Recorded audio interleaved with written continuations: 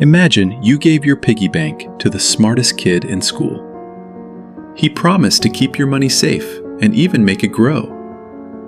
Instead, he spent it all on candy for himself and his friends. When you asked for your money back, he said, "Oops, it's gone." That kid just stole $8 billion. His name was Sam Bankman-Fried, and he convinced millions of adults to give him their life savings. The adults thought they were smarter than a 5-year-old with a piggy bank. They were wrong. This is the story of FTX, the crypto exchange that went from $32 billion to bankruptcy in 4 days. And somehow, the guy who did it was named one of the most trustworthy people in crypto. You're about to learn how the second largest crypto exchange in the world turned out to be one giant lie. Sam Bankman-Fried wasn't your typical scammer. Born in 1992 to 2 Stanford law professors, he was the kid who solved calculus problems for fun and got perfect SAT scores without studying. At MIT, while other students partied, Sam discovered something called effective altruism. The basic idea? Make as much money as possible, then give it all away to save the world. Noble, right? Here's where it gets interesting. Sam wasn't just good at math, he was obsessed with finding inefficiencies. And in 2017, he found the biggest inefficiency of his life. Bitcoin was trading for $10,000 in the United States. The exact same Bitcoin was trading for $11,000 in Japan. Same asset, different price, guaranteed profit. Sam borrowed every dollar he could find and started buying Bitcoin in America and selling it in Japan. This is called arbitrage, and Sam was making $25 million a year doing it. By age 25, he was worth hundreds of millions of dollars. The math genius had cracked the code. But here's what nobody saw coming. The kid who wanted to save the world was about to steal from it instead. In 2019, Sam launched FTX, a crypto trading platform designed to be faster, smarter, and more trustworthy than anything else on the market. He moved to the Bahamas, hired the smartest programmers money could buy, and built what looked like the future of finance. FTX wasn't just another crypto exchange. Sam built it like a casino where the house always wins. Except the house was him. Think of FTX like a giant vending machine for crypto. You put dollars in one slot, Bitcoin comes out another slot. FTX made money every time someone used the machine, about 0.1% of every trade. Doesn't sound like much, right? When you're processing $14 billion in trades every single day, 0.1% becomes $14 million daily. But Sam had an even better idea. Instead of just running one vending machine, what if he ran 2? FTX was the customer-facing exchange where regular people bought crypto. The second machine was called Alameda Research, Sam's private trading firm. Here's where the story gets spicy. Alameda Research had a special relationship with FTX. While every other trading firm had to follow strict rules and post collateral for big trades, Alameda got unlimited credit. They could borrow as much money as they wanted, whenever they wanted. Sam told everyone this was fine because he was a math genius who never made losing trades. His computer models were so sophisticated that lending money to Alameda was basically risk-free. Spoiler alert, it wasn't risk-free. By 2022, FTX was valued at $32 billion. Sam was worth $26 billion on paper, making him richer than most small countries. Celebrities like Gisele Bündchen and Stephen Curry became spokespeople. FTX bought naming rights to the Miami Heat's arena for $135 million. Sam was flying around in private jets, meeting with world leaders, and being hailed as the next Warren Buffett. Time magazine put him on their cover as one of the most influential people in the world. The boy genius had built an empire. Now, he was about to burn it down. While FTX customers thought their money was sitting safely in digital wallets, something else was happening behind the scenes. Sam was moving their money to Alameda Research like it was his personal piggy bank. Remember, FTX was supposed to be a neutral platform. Customer money stays in customer accounts. But Sam's math genius brain had a different idea. Why let billions of dollars sit there doing nothing when Alameda could trade with it and make even more money? This is like your bank taking your savings account money and betting it all on horse races. Except worse, because crypto markets are more volatile than a toddler's mood swings. By early 2022, Alameda Research had borrowed $12.6 billion from FTX customer accounts. Let me repeat that. $12.6 billion. Sam convinced himself this was fine because Alameda always made profitable trades. His computer models said it was mathematically impossible to lose money. What could go wrong? Everything. In spring 2022, the crypto market started collapsing. Bitcoin fell from $69,000 to $20,000. Every other cryptocurrency followed it down the drain. Sam's guaranteed profitable trades became massive losses. But here's the truly insane part. Instead of cutting losses and admitting mistakes, Sam doubled down. Alameda kept borrowing more money from FTX customers to cover the losses from previous borrowings.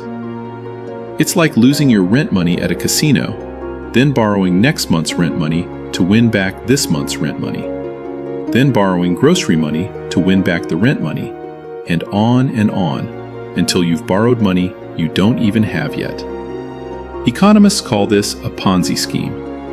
Sam called it risk management. While Alameda Research was hemorrhaging billions of customer dollars, Sam Bankman-Fried was living like a tech billionaire crossed with a college freshman. He bought a $40 million penthouse in the Bahamas. Then he bought another $40 million penthouse next door. Then another. Soon, Sam and his inner circle were living in a compound of luxury condos, playing video games, having sex with each other, and making billion-dollar trading decisions while high on amphetamines. I wish I was making this up.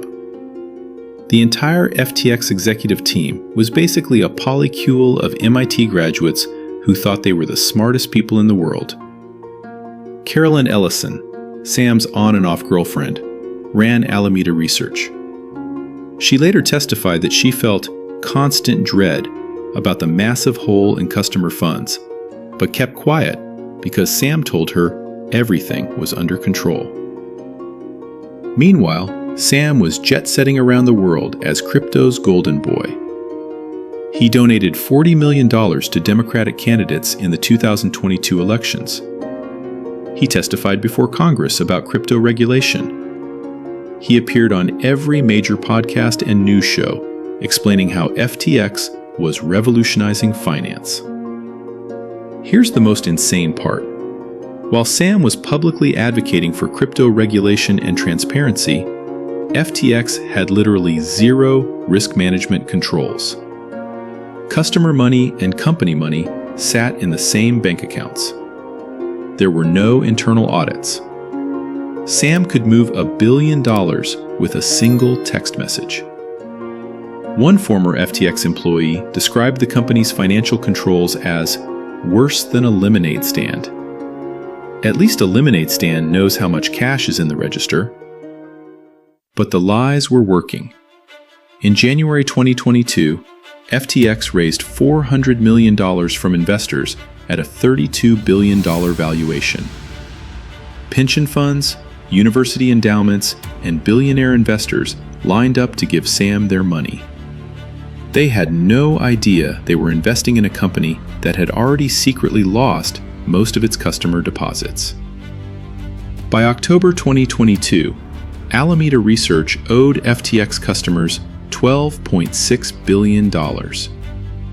But Alameda only had about $3 billion in assets, most of them worthless crypto tokens that Sam had created out of thin air. This meant FTX was missing $9.6 billion of customer money. Nearly $10 billion had simply vanished into bad trades and luxury real estate. But Sam thought he could fix it. His plan was to raise emergency funding from investors, use that money to plug the hole, and hope nobody noticed that he'd been running a massive fraud for 2 years. It almost worked. In late October, Sam was close to securing a $8 billion rescue deal from Binance, FTX's biggest competitor. Changpeng Zhao, Binance's CEO, initially agreed to buy FTX and assume its debts. Then CZ's team started looking at FTX's books. What they found was worse than anyone imagined. Customer funds weren't just missing. There was no system to track where they went. FTX had loaned billions to Alameda Research without any paperwork. Money was transferred between accounts based on text messages and verbal agreements. One Binance executive described it as going to buy a house and discovering it's just a movie set. Everything that looked solid from the outside was completely hollow. On November 9th, 2022, Changpeng Zhao posted a single tweet. As a result of corporate due diligence, as well as the latest news reports regarding mishandled customer funds and alleged U.S. agency investigations, we have decided that we will not pursue the potential acquisition of FTX.com. That tweet destroyed FTX in real time. Within hours, customers started panicking and trying to withdraw their money. But there was no money to withdraw. FTX had $900 million in liquid assets and $8 billion in withdrawal requests. Game over. As news broke that FTX couldn't honor customer withdrawals, Sam Bankman-Fried went into full panic mode. For 4 straight days, he barely slept, frantically calling every rich person he knew to find emergency funding. His pitch was insane. I know it looks like I stole $8 billion, but if you give me $8 billion right now, I can pay everyone back, and we can pretend this never happened. Somehow, Sam actually convinced a few people this made sense. On November 10th, he tweeted that FTX had secured billions in emergency funding and everything would be fine. He was lying. There was no emergency funding. Sam was tweeting false information while customer money continued disappearing into the void. But here's where the story gets truly unbelievable. Even as FTX was collapsing, Sam kept spending customer money on personal expenses. On November 11th, 2 days before filing for bankruptcy, Alameda Research spent $300 million on Bahamian real estate for FTX executives. They were buying luxury condos while customers couldn't withdraw a single dollar. Meanwhile, Caroline Ellison was having a complete nervous breakdown. She later testified that she knew FTX was doomed, but Sam kept insisting they could trade their way out of the $8 billion hole. It's like being $100,000 in debt and thinking you can fix it by buying lottery tickets. On November 11th, 2022, FTX filed for bankruptcy. In the filing, new CEO John Ray III, who had previously cleaned up the Enron scandal, said FTX's financial controls were the worst he'd ever seen in his career. Never in my career have I seen such a complete failure of corporate controls and such a complete absence of trustworthy financial information as occurred here, Ray wrote.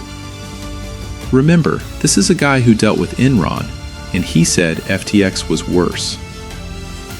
When the dust settled, the FTX collapse looked like a financial hurricane had swept through the crypto world. Over 1 million customers lost their deposits. pension funds lost hundreds of millions. The Ontario Teachers' Pension Plan alone lost $95 million.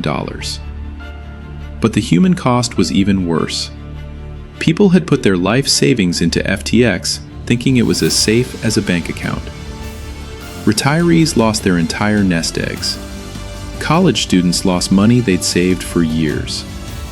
One customer wrote to the bankruptcy court, "I put my son's college fund into FTX because Sam said it was the safest place in crypto. Now my son can't go to college, and I can't look him in the eye." Meanwhile, Sam Bankman-Fried spent his final weeks of freedom doing one of the most tone-deaf media tours in history. Instead of apologizing or explaining where the money went, Sam went on podcasts arguing that FTX's collapse was just bad luck and poor risk management. In one interview, he literally said, "I didn't ever try to commit fraud on anyone." This is like a bank robber saying, "I didn't try to steal money, I just tried to make an unauthorized withdrawal." The FBI was not impressed. On December 12, 2022, they arrested Sam at his Bahamian compound. The charges were staggering: wire fraud, money laundering, conspiracy, and campaign finance violations. Prosecutors alleged that from day one, FTX was designed to steal customer money. Sam hadn't just made bad trades, he'd built an entire company as a front for fraud. The trial began in October 2023. Caroline Ellison, Sam's ex-girlfriend and Alameda Research CEO, flipped and became the prosecution's star witness. She testified that Sam explicitly directed her to steal customer funds and use accounting tricks to hide the theft. Her testimony was devastating. She described Sam as controlling and manipulative, someone who justified criminal behavior with elaborate philosophical arguments about why stealing was actually good for the world. On November 2, 2023, a jury found Sam Bankman-Fried guilty on all 7 criminal counts. The verdict took them less than 5 hours to reach. On March 28, 2024, Judge Lewis Kaplan sentenced Sam to 25 years in federal prison. In his sentencing remarks, Judge Kaplan said Sam had shown no remorse and would likely commit similar crimes if given the chance. The defendant's assertion that FTX customers and creditors will be paid in full is misleading. It is logically flawed. It is speculative, Judge Kaplan said. A thief who takes his loot to Las Vegas and successfully bets the stolen money is not entitled to a discount on the sentence. 25 years. Sam Bankman-Fried will be 57 years old when he gets out of prison. But here's the most twisted part of this entire story. FTX customers still haven't gotten their money back. The bankruptcy process is ongoing, and lawyers estimate customers might recover 10 to 50 cents on the dollar, if they're lucky. Meanwhile, the lawyers handling FTX's bankruptcy have already charged over $200 million in fees. The people cleaning up Sam's mess are getting rich, while his victims remain broke. As for the missing $8 billion, most of it is simply gone. Vaporized in bad crypto trades, spent on luxury real estate, or sitting in accounts that nobody can access. The FBI recovered about $5 billion in assets, but much of that is tied up in legal proceedings that could last for years. So what did we learn from the FTX scandal? That genius doesn't prevent greed. That trust me, I'm good at math isn't a business model. And that the smartest person in the room might just be the best at lying to everyone else. Sam Bankman-Fried convinced the world he was building the future of finance. Instead, he built one of history's largest Ponzi schemes. The most insane part? While this was all happening, Sam was publicly advocating for crypto regulation and transparency. He testified before Congress about the need for proper oversight of crypto exchanges. He was literally asking lawmakers to regulate the crime he was already committing. And the craziest part of all? This isn't even the biggest financial fraud in history. That honor still belongs to Bernie Madoff's $65 billion Ponzi scheme. which, coincidentally, is exactly what we're covering next week.